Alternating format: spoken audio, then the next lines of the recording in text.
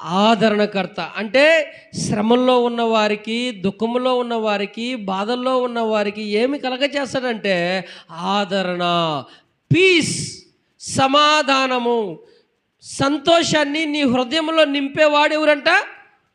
పరిశుద్ధాత్ముడు. ఎక్కడ ఉంటాడో? మీలో ఉండి, మీతో కూడా ఉండి ఆయన అనుగ్రహించేది ఏంటంటే సమాధానము, ఆదరణ.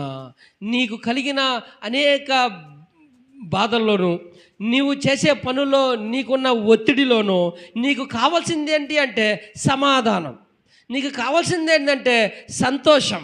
అందుకని ప్రభు అంటున్నాడు, నా నామము నిమిత్తం పంపబోయే ఆదరణకర్త, లేకపోతే సత్యస్వరూపి.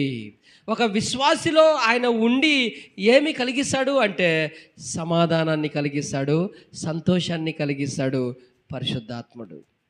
హల్లెలూయా.